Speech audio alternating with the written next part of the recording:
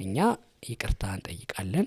እግረኛው ሚዲያን ይቅርታ ያስጠየቀው ጉዳይ ምንድነው? ይቅርታ እንዲጠይቅ በማለት አዘናል።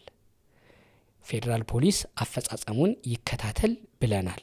እንግዲህ ሁላችሁም እንደምታውቁት የእግረኛው ሚዲያ ባለቤት ተክለ ሃይማኖት አዳነ በፌዴራል ፖሊስ ቁጥጥር ስር ሆኖ እስር ላይ መቆየቱን እናስታውሳለን። ታዲያ ከእስር ከተፈታ በኋላ ለመጀመሪያ ጊዜ በራሱ ሚዲያ ወይንም እግረኛው ሚዲያ ላይ ምላሽና ማብራሪያ ሰጥቷል። ለመሆኑ እግረኛው ሚዲያ ለምን ነበር የታሰረው? አሁንስ ሚዲያ ላይ ቀርቦ ምንድነው የተናገረው? በዚህ ቪዲዮ አብረን እናያለን። ከዛ በፊት ግን አንተ በፌዴራል ፖሊስ ቁጥጥር ስር ነበርክ። እንዴት ነበር? በዚህኛው ኬዝ አይደለም። እንግዲህ እዚህ ቪዲዮ ላይ የእግረኛው ሚዲያ ባለቤት ተክለ ሃይማኖት አዳነ በራሱ ፕሮግራም ላይ ራሱ እንግዳ ሆኖ ቀርቦ ነው እንግዲህ ማብራሪያና ምላሽ የሰጠው ማለት ነው። ዛሬው ፕሮግራማችን ዋናው በእነ ሰራዊት ፍቅሬ በሚል አንድ መዝገብ ስር እግረኛው ሚዲያ የሰራው ከፊንቴክ ጋር ተያይዞ የሰራው አንድ ቃለ መጠይቅ ነበር። በሁለት ክፍል ሄደ። ፍርድ ቤትም እሱ ላይ የሰጠው ውሳኔ ያለ እሱን በተመለከተ ነው። እሺ። ከዛ በፊት ግን አንተ በፌዴራል ፖሊስ ቁጥጥር ስር ነበርክ። እንዴት ነበር? በዚህኛው ኬዝ አይደለም። ፌዴራል እነ ሰራዊትን በተመለከተ አይደለም። ግልጽ ለማድረግ ያክል የእነ ሰራዊት ኬዝ በፍርድ እየታየ ያለ ኬዝ ነው። በፍርድ እየታየ ያለን ኬዝ ፕሮግራም በመስራት በሚል አቃቤ ሕግ በዛው መዝገብ ላይ ቀርቦ እንዲጠየቅ ብሎ የክስ ቻርጅ እዛው ሜክሲኮ ፌዴራል ፖሊስ ሆኜ ነው የደረሰኝ። ስለዚህ እዛው ያለህ ማለት ነው። እዛው ያለሁ። ስለዚህ ለእስሩ ምክንያት እሱ አይደለም ማለት ነው። ግን የነ ሰራዊትንና ይሄ ከፊንቴክ ጋር ተያይዞ በኮምፒውተር ወንጀል ተብሎ የተከሰሱበትን በተመለከተ በሰራነው ፕሮግራም ላይ እንዳልሽው ፍርድ ቤቱ የሰጠው ቀጭን ትዕዛዝ አለ። ያችን ለመፈጸም ነው የመጣ ነው። በዛውም ቪዲዮ ማውረድና ይቅርታ መጠየቅ ይመለከታል። እሱን ውሳኔው ምን እንደሆነ ይዤዋለሁ እዚህ ጋር ግልባጩን ከፍርድ ቤት ስለደረሰን። እንዳልሽው ደግሞ ከዛ በፊት ትንሽ በሌላ ኬዝ ነበርን። ኬዙ ይታወቃል? የትኛው? የታሰርኩበት ኬዝ ያው በሂደት ላይ ያለ ነው። ፌዴራል ፖሊስ በተጠረጠሩበት ወንጀል ብሎ እንትን ብሎ ነበረ። በዋስም ስለሆነ የወጣሁት ወደ ዝርዝሩ አልገባም። በትክክል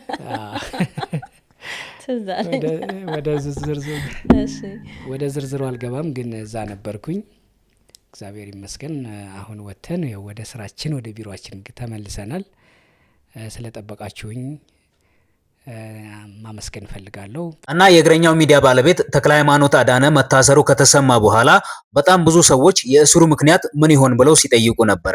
ብዙ ሰዎችም የእስሩ ምክንያት ሊሆን ይችላል ብለው የገመቱት እነ ሰራዊት ፍቅሬን በራሱ ሚዲያ ላይ አቅርቦ በፍርድ ቤት ያላለቀን ጉዳይ ማብራሪያ እንዲሰጡበት ስላደረገ ነው ብለው ሲገምቱ ነበረ። አሁን ግን እሱ እያለ ያለው የታሰርኩበት ምክንያት ሌላ ነው፣ የነ ሰራዊት ፍቅሬ ጉዳይ ደግሞ እንደ ተጨማሪ ክስ ነው የቀረበብኝ እንጂ ዋናው ክስ እሱ አይደለም፣ በዛ ምክንያት አይደለም የታሰርኩት እያለ ነው።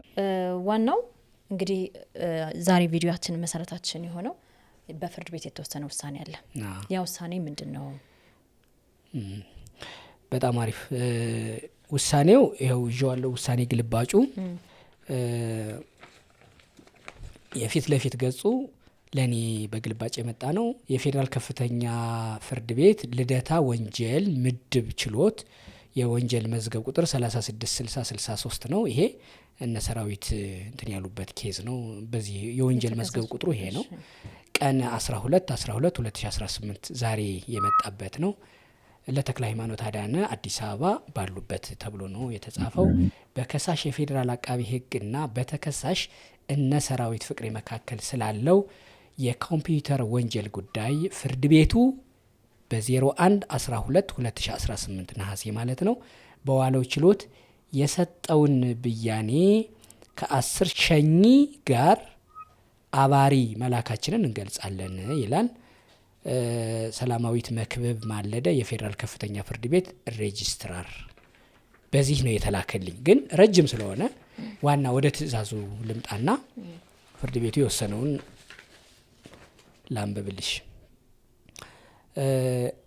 አቃቤ ሕግ በወንጀል ሕግ አንቀጽ 457 መሰረት መዝገቡ ጥፋተኛ ተብለው የቅጣት ውሳኔ ይጣልበት ያሉትን በተመለከተ ክሳችን 457 አንቀጽ ተጠቅሶ ችሎትን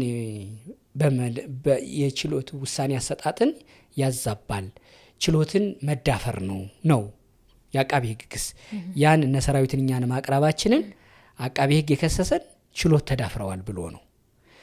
ለዛ ነው አቃቤ ሕግ ትንታኔውን ሰጥቶ ፍርድ ቤቱ ትንታኔውን ሰጥቶ በአቃቤ ሕግ አንቀጽ 457 መሰረት መዝገቡ ጥፋተኛ ተብለው የቅጣት ውሳኔ ይጣልበት ያሉትን በተመለከተ በመደበኛው ምርመራ ተጣርቶ በፍርድ ቤት የመከላከል መብታቸው ተጠብቆ ውሳኔ የሚሰጥበት እንጂ እንዲሁ አቤቱታ ስለቀረበ ወይም ደግሞ ፍርድ ቤቱ ጥሰቱን ስላየ እርምጃ እንድንወስድ የሚደረግ አይደለም። ስለዚህ አቃቤ ሕግ በዚህ በኩል ያቀረበውን ዳኝነት አልተቀበለውም ይላል። በሌላ በኩል ዋስትና መብታቸው ተነፍገው ማረሚያ ቤት እንዲቆዩ በማለት የቀረበውን በተመለከተ በሕገ መንግስትና በዓለም አቀፍ ሕጎች የተጠበቀውን መሰረታዊ መብት በጥቃቅን ጥሰቶች መከልከሉ አግባብነት ያለው አይደለም።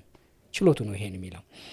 ንግግሩ ይቅርታ ተጠይቆ ከማህበራዊ ሚዲያ ላይ እንዲወርድ በማለት የቀረበውን በተመለከተ ተከሳሾች ሚዲያው በእኛ የሚተዳደር አይደለም በማለት አቅርበዋል።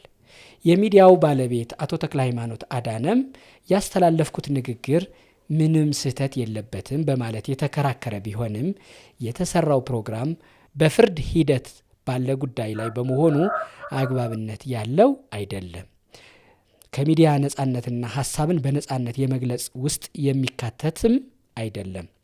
በመሆኑም የተላለፈው ይዘት የሀገሪቱን ሕገ መንግስት፣ ዓለም አቀፍ ሕጎችንና የበታች ሕጎችን የተከተለ ባለመሆኑ ከሚዲያው ላይ እንዲወርድ ብለናል። እንግዲህ ፍርድ ቤቱም እግረኛው ሚዲያ ላይ የተላለፈውን የነ ሰራዊት ፍቅሬም ቪዲዮ እግረኛው ሚዲያ ከሚዲያው ላይ እንዲያወርድ ትዕዛዝ ሰጥቷል። በዚሁ ቀጥሎ ያለውን ትዕዛዝም ሰጥተናል። ትዕዛዝ ይላል ተከሳሾች በእግረኛው ሚዲያ ላይ ቀርበው የሰጡት ቃል ከሕገ መንግስቱ አንቀጽ 29 አዋጅ ቁጥር 1238 ዝባር 2013 እና የወንጀል ሕግ አንቀጽ 457 አንጻር በፍርድ ሂደት ላይ ያለን ጉዳይ ተጽዕኖ የሚያሳድር ስለሆነ ተከሳሾቹ በከባድ ማስጠንቀቂያ ተመሳሳይ ድርጊት እንዳይፈጽሙ ታዟል። እግረኛው ሚዲያ እነዚሁኑ ተከሳሾች በመጠየቅ ያዘጋጀው ፕሮግራም ከሕጉ ጋር የሚቃረን በመሆኑ ከዩቱብ እንዲያወርድና ይቅርታ እንዲጠይቅ በማለት አዘናል። ፌዴራል ፖሊስ አፈጻጸሙን ይከታተል ብለናል። በጥቅምት 2 2019 5 ሰዓት የተቀጠረው ቀጠሮ አልተለወጠም። እነ ሰራዊት ፍቅሬ ከዚህ ቀደም እግረኛው ሚዲያ ላይ ቀርበው ማብራሪያና ማስተባበያ ከሰጡ በኋላ እኔ አንድ ቪዲዮ ሰርቼ ነበረ። በፍርድ ቤት ያላለቀን ጉዳይ፣ የመጨረሻ ውሳኔ ያልተሰጠበት ጉዳይ ላይ ሚዲያ ላይ ቀርቦ ማስተባበያና ምላሽ መስጠት ተገቢ ነው ወይ የሚል አንድ ቪዲዮ ሰርቼ ነበረና አሁን ላይ ታዲያ ያ ነገር ነው ተፈጻሚ የሆነው። በፍርድ ቤት ያላለቀ ያልተቋጨና የመጨረሻ ውሳኔ ያልተሰጠበት ጉዳይ ላይ ሚዲያ ላይ ቀርቦ ማስተባበያ መስጠቱ አግባብ አልነበረም ማለት ነው። ታዲያ እግረኛው ሚዲያም የነ ሰራዊት ፍቅሬን ቪዲዮ ከራሱ ሚዲያ ላይ እንዲያጠፋና ይቅርታ እንዲጠይቅም ፍርድ ቤቱ ትዕዛዝ ሰጥቷል። እኛ የታዘዝነው ይቅርታ እንድንጠይቅ ቪዲዮውንም እንድናወርድ ነው። ቪዲዮውን ከ2 ቀን በፊት ቀደም ብለን አውርደናል። ነገር ግን ቀረጻውን ለመቅረጽ ችግሮች ስለነበሩብን ዛሬ የይቅርታውን ቀረጻ እንቀርጻለን። በፍርድ ቤቱ ትዕዛዝ መሰረት በፍርድ ሂደት ላይ ያለን ጉዳይ በመስራታችን እኛ ይቅርታ እንጠይቃለን። ቪዲዮንም አውርደናል። ሕጉ የፍርድ ቤት የችሎቱ ትዕዛዝ በዚህ መንገድ ተከብሯል። እናመሰግናለን። በጣም ነው የምናመሰግነው። ይችን ለማለት ነው የመጣ ነው። ይችን ለማለት ነው። እግረኛው ሚዲያ ደግሞ እግረኛው ፖድካስት ጨምሮ ዋናው ሚዲያ የተለያዩ ታሪኮችን የምንሰራበት ነው። ስለዚህ ከዚህ ጊዜ ጀምሮ ተፈቅዶልናል፣ ወደ ስራችን እንመለሳለን ማለት ነው። ቀድሞም አልተከለከልንም። እሺ፣ ግን ያንተ አለመኖር አስተጓጉሎና ብለን ነው። ተመልካቾቻችንም በተለያዩ መረጃዎችና ታሪኮቻችን መለሳችሁ ታገኙናላችሁ። እንደተባለው የህግ የበላይነት የሰፈነበት ሀገር ነው። ለህግ ታዛዥ ነን። ማንኛውም ሰው በኢትዮጵያ ውስጥ የሚኖር ሁሉ የታዘዘ ነው። ስለዚህ የፍርድ ቤቱ ህግ በዚህ መንገድ ተካቷል። የፍርድ ቤቱ ትዕዛዝ ተፈጽሟል። አመሰግናለሁ። በመጨረሻ የምትለዋለህ? አመሰግናለሁ። በጣም አመሰግናለሁ። እንኳን በሰላም ተፈታ። በአምላክሽ። ወደ ስራችን እና የፍርድ ቤቱን ውሳኔ እንዴት አገኛችሁት?